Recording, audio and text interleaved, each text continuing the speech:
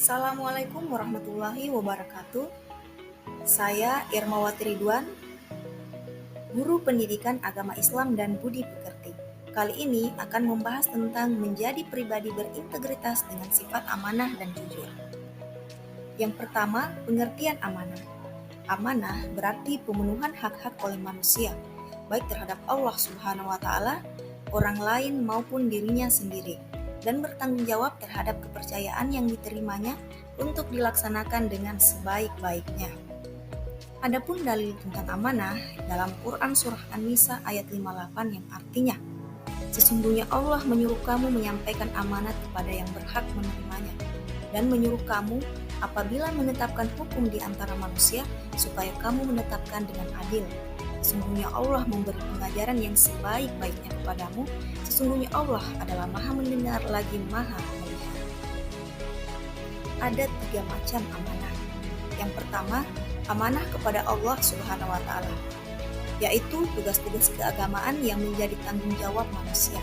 Yang kedua, amanah kepada sesama manusia, yaitu segala sesuatu yang dibebankan kepada manusia dengan manusia lainnya.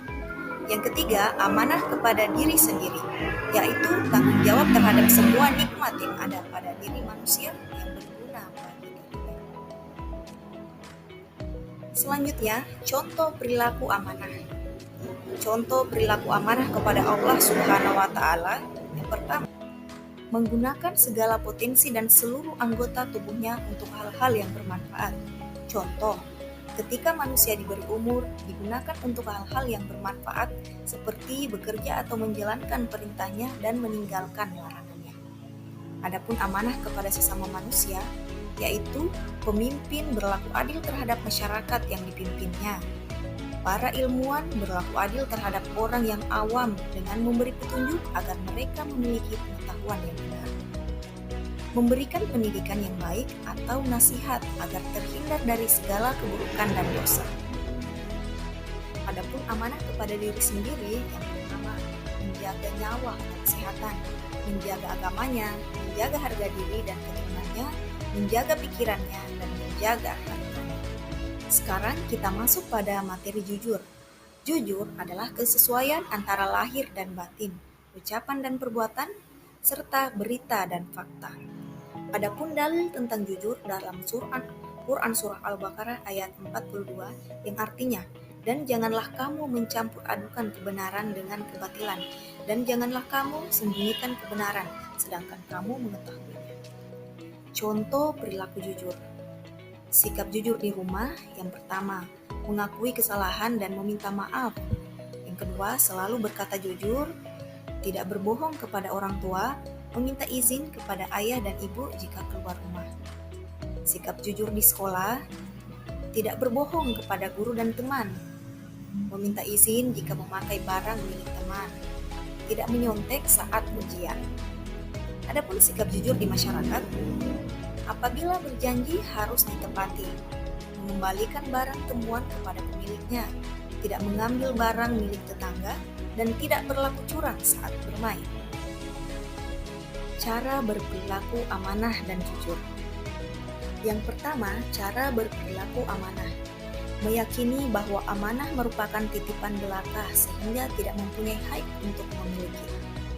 Meyakini bahwa setiap amanah harus dipertanggungjawabkan, baik di dunia maupun di akhirat.